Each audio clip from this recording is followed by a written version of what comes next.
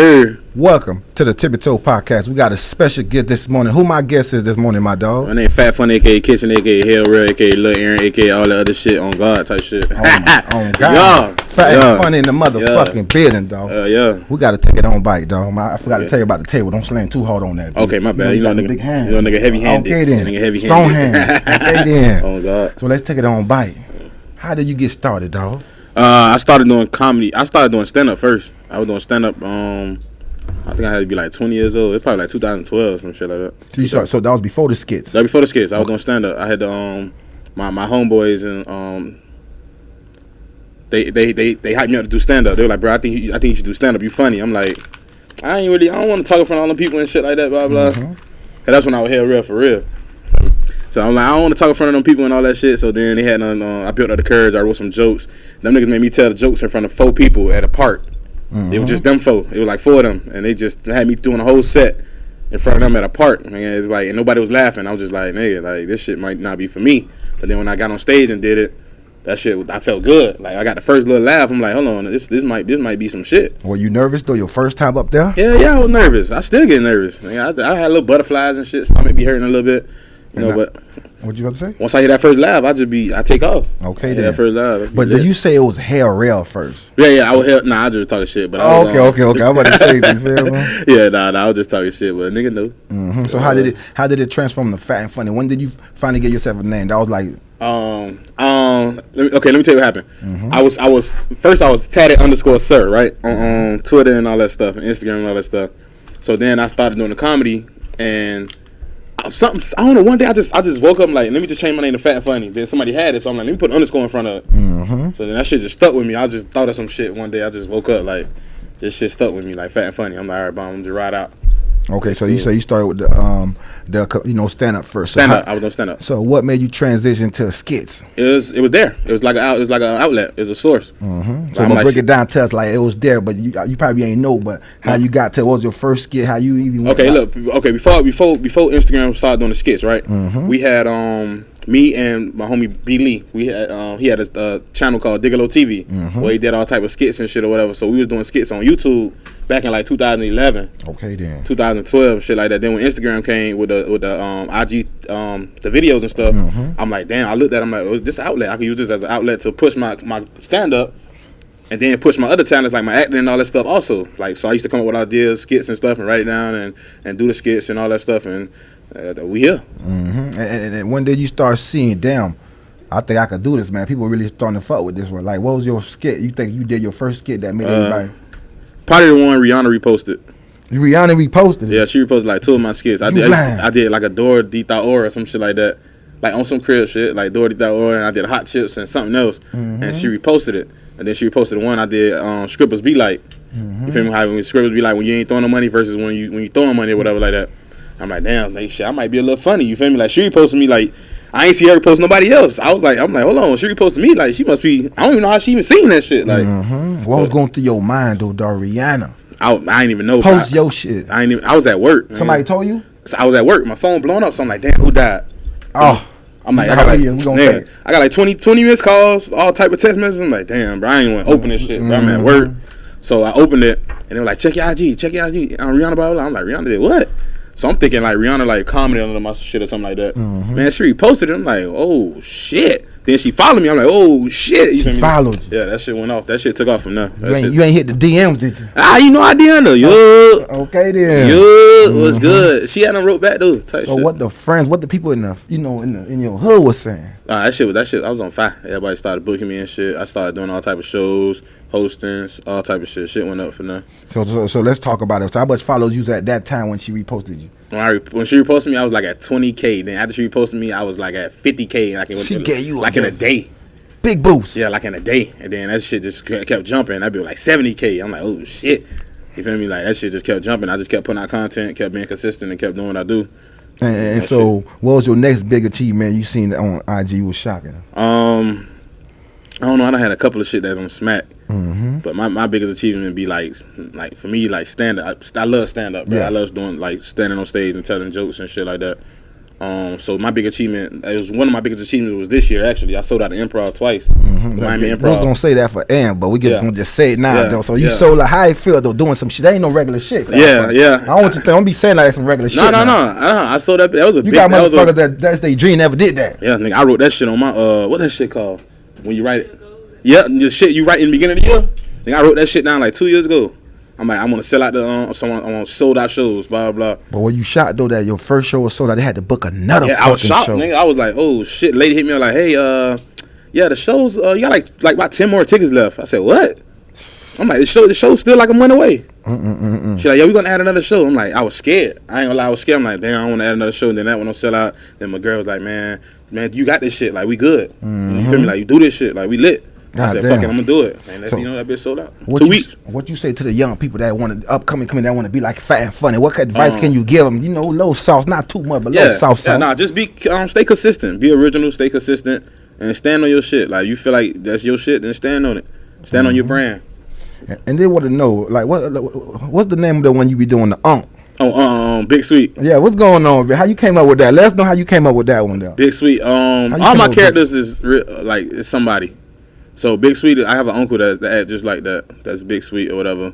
Hell Real, I got a homeboy that act like Rest in Peace Meat.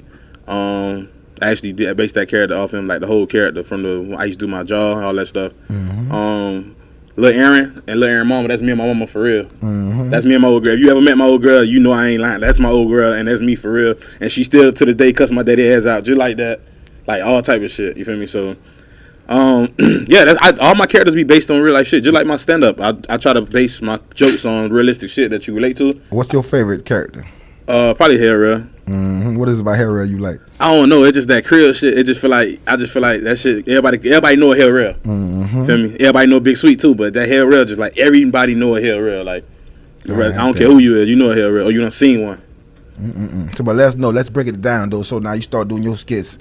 You how it felt when you passed over 100,000 though?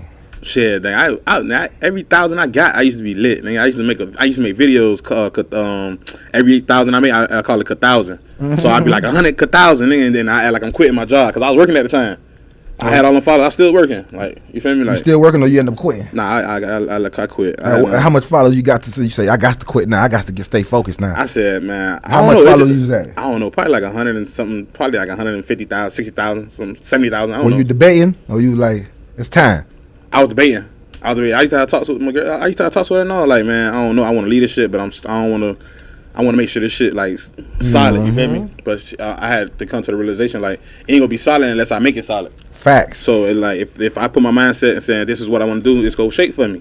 If I'm doubting it and like I gotta go to work. Like that shit. You feel me? That's like, fact. That's what it is. So what made you, catch the backbone and say fuck that, man? I quit. I'm about to turn up for real. Man, it got to the point I used to find every reason to call out from work. I was like, man, you know what? This shit probably that's it. Like fuck it. Let's just turn up.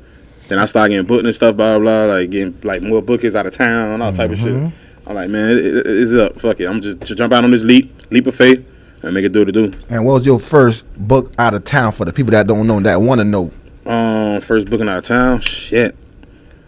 I want to say, I don't know, damn. I want to say Valdelsta, but I don't know if that was my first out of town show. Probably Valdelsta or Atlanta, one of them. One of them my first booking. So how did it explain, performing in Atlanta and performing in Miami? Like, what's the difference? Break down Miami for us first. It's different for real, because Miami, I could relate. I'm from Miami, so I could relate in every aspect. When you're from Atlanta, it's different.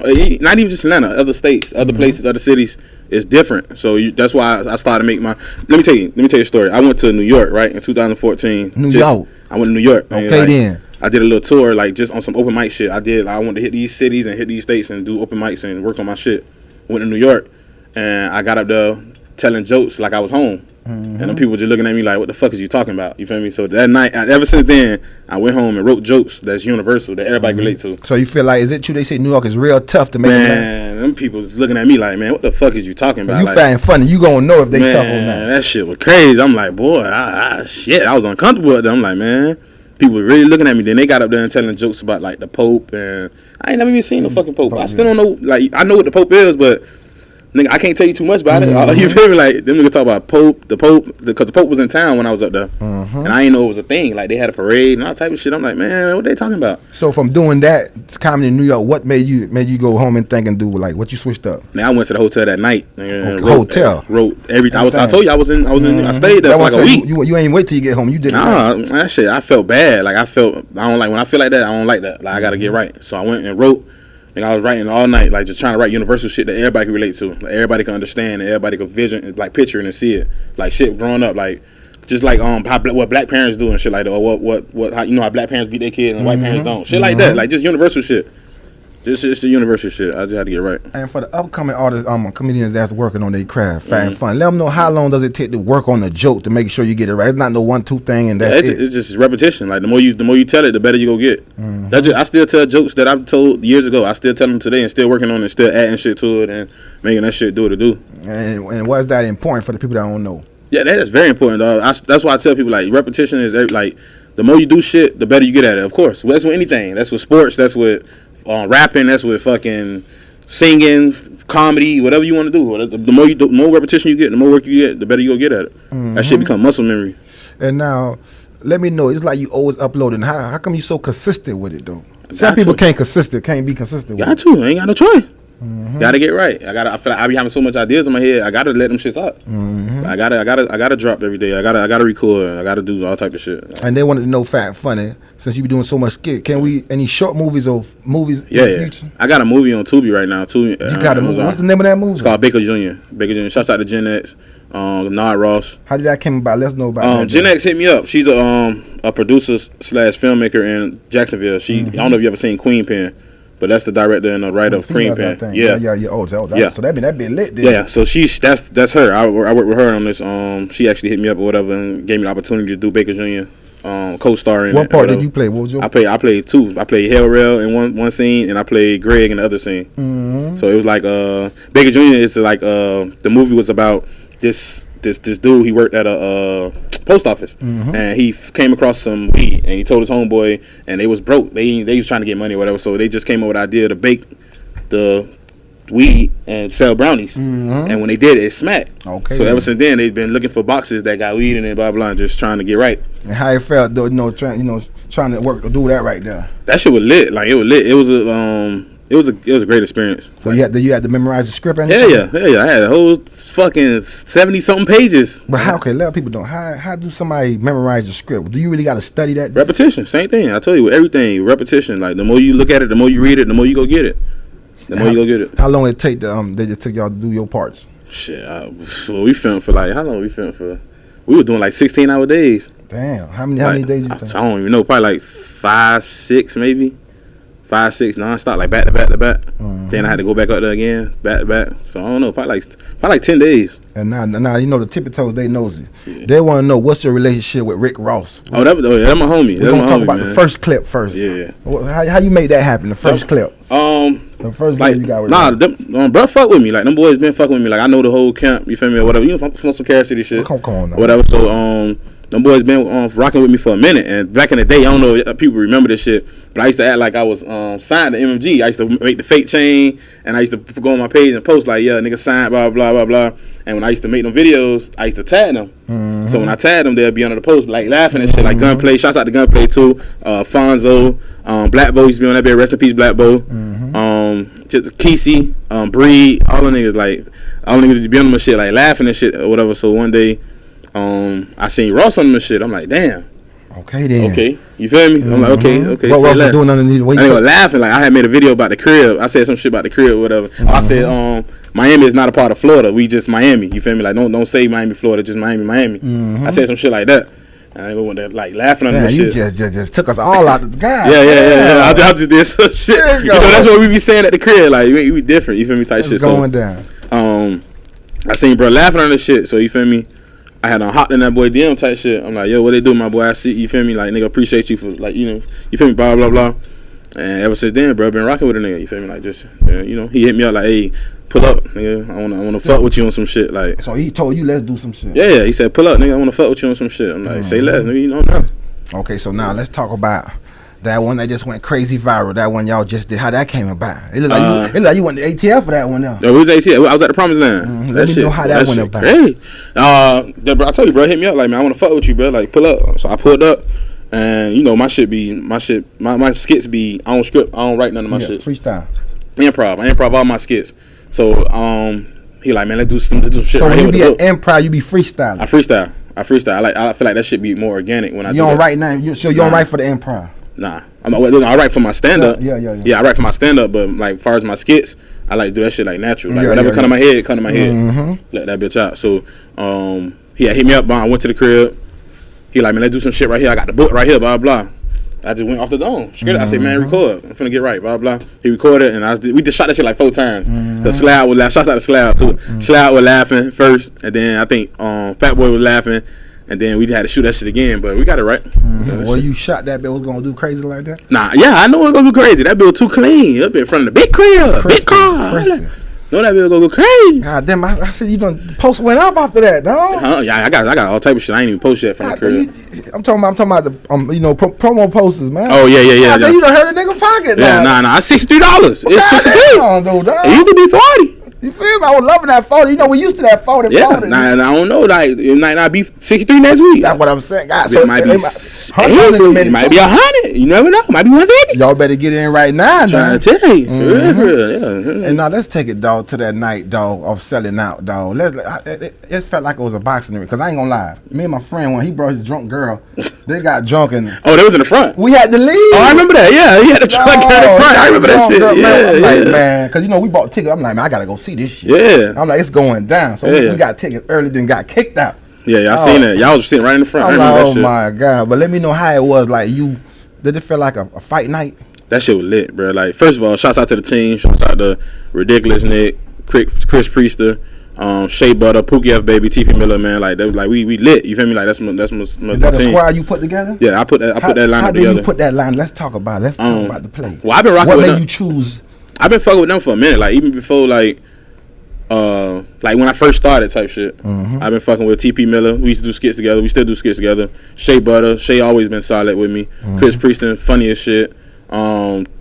Nick actually the one that first put me onto the improv. Like I did my first show with Nick at the improv. So the people that put you on, are they shocked how involving you just involving? Cause we always talk about this shit. Like, we always knew it. Like, man, we finna get right. Like, we always spoke this shit into existence. So it's like when shit came into play, all right, it's time. Let's get it. You feel me? So we on tour now. It's just me tour type shit. You already know what the fuck going on.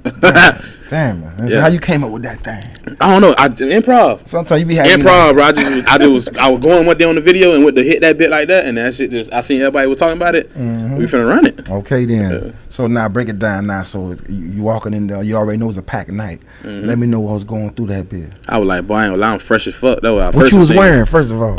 I can't remember. We got kicked out so fast. I had on some G-Star pants, tapered to the knee. I had on some black and white McQueens. And I had on an anti-social T-shirt. You feel me? Big Cube and all that shit. And then kind of style. Yeah. Then I had then my beard was looking crazy. I had the Pleasant Presence in my beard. Shouts out to Pleasant Presence. It's the beard oil, Shea Butter, body butter, body and beauty. So extra smoothie. Yeah. You just ain't give a fuck. Yeah.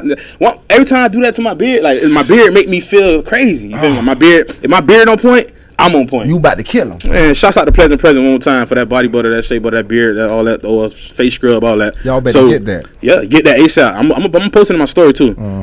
So once that come in play, once that beard, and then I smell good, that Baccarat, and then you feel me, I got the McQueen's on, I got the Louis belt, I'm like, I'm feeling myself. Now I gotta get right.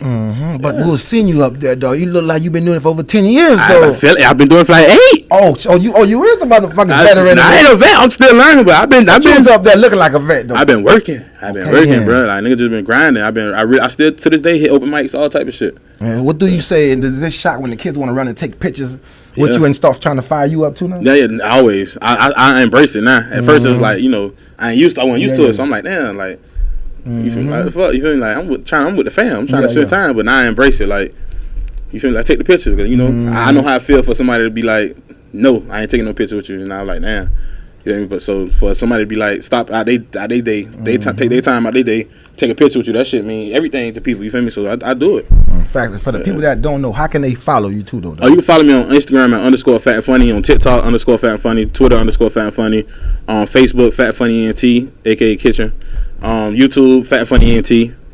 Yeah. Are you gonna be? What about the YouTube? Are you gonna be cranking up on YouTube? Yeah. I got shit on YouTube. I'm finna start dropping some short films on YouTube too. Like, or you just think you just be too busy with every other thing? Nah, I ain't never too busy. We gonna get it work. Okay, we gonna get it work. Like I'm gonna start dropping all this shit on YouTube and get right and yeah, I'm gonna drop more content on YouTube. I be fucking up TikTok too. Yeah, I fuck with my TikTok. What the TikTok is for people? _Fat and Funny. Okay, yeah, same shit. We lit.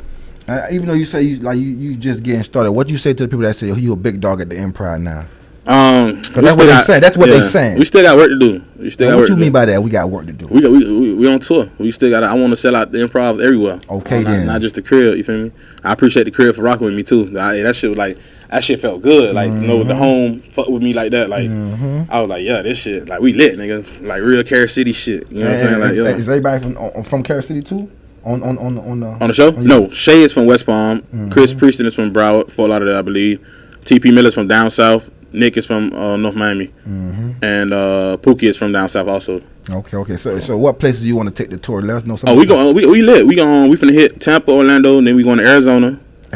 Yeah, and we taking off. We taking off from there. Arizona got like 3 clubs, so we might fuck Arizona 3 times. You feel me? That's how it feel. My dog on the road. Y'all, we might can't see that boy for a minute. We speaking that shit. Yeah, that's what it's about. That's what it about. You feel like it's a dream, or you feel like you still sleeping? How you feel like? Let me know. I feel like I'm still sleeping. Like I ain't. Everybody, if you know me, you know how hard I am on myself. You feel me? So it's like I feel like I still.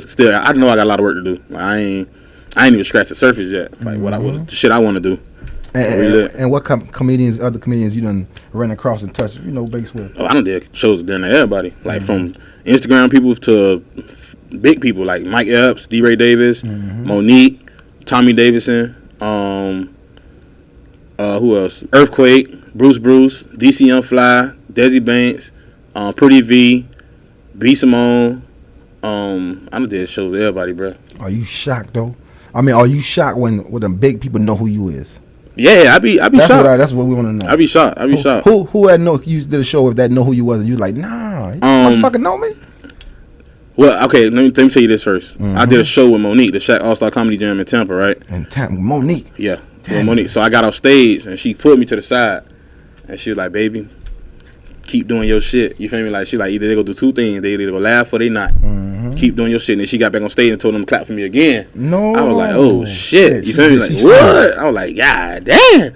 So that shit just really impacted me. Then that was like 2015 or some shit. And I still they been. Yeah. I've been at this shit for a minute. For y'all people that know, this is not easy. Yeah. I've been at this shit for a minute, man. Shouts out to Benji Brown and Marvin Dixon and them too. Them niggas played a big part. I used to watch Benji Brown shit on he's out of DVDs. That nigga used to do that nigga did the crackhead and the crackhead Thriller video, nigga.